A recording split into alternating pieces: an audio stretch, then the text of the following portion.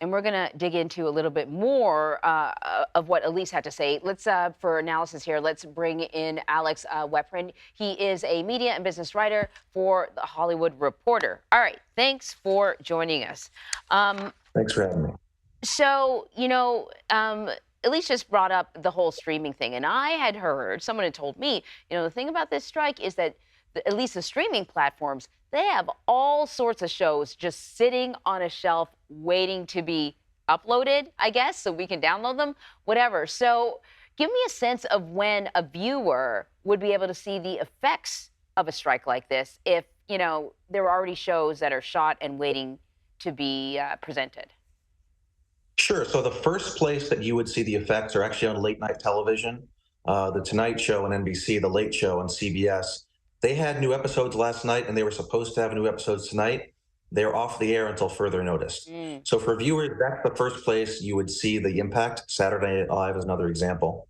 When it comes to like scripted dramas or comedies, whether it's on a network or streaming, it would actually be quite a while before a normal viewer would see a difference. And that's because, there are a lot of episodes that have already been shot that are banked for later use. There are also some scripts that have already been written for some of these shows. And so some of these shows may be able to continue production for some time to finish out a season or whatever it may be. So it could be months before a normal viewer sees a difference in their scripted programming. Obviously, the longer this goes on, the easier it's going to be able to see the impact of the strike.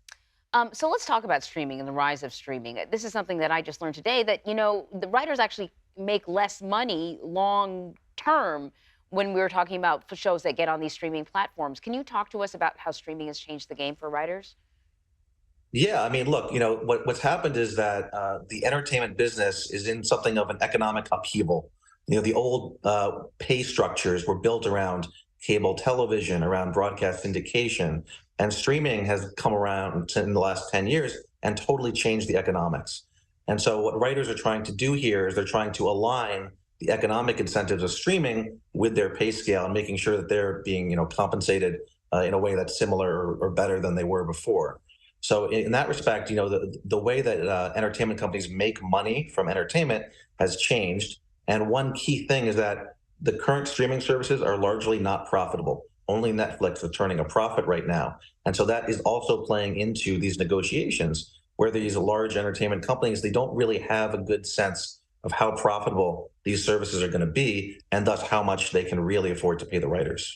So listen, the other thing that the writers are doing are they're looking down the road at, what else is to come. And artificial intelligence, AI, we've all been dabbling with these chat bot things and everything to see what sort of writing they can spit out. They're concerned that they could be replaced by AI.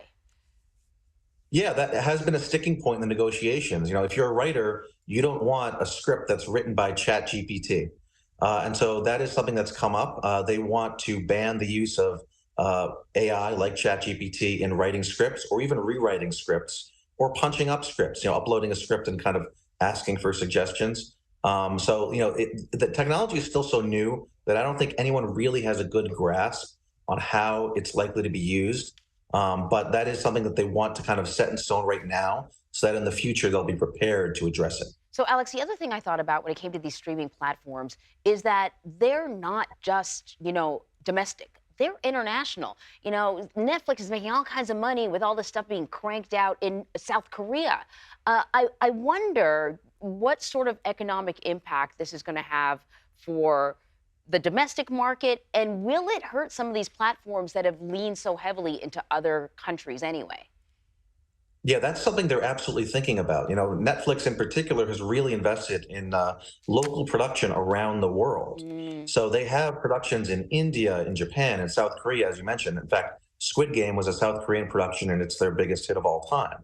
So, they want to expand in those countries. And if the pipeline of US and perhaps some UK and Canadian programming slows down, that could potentially impact their growth overseas. On the other hand, the fact that they have all those international productions means that they will have new programming that they can add to their service, even if the strike lasts a long time.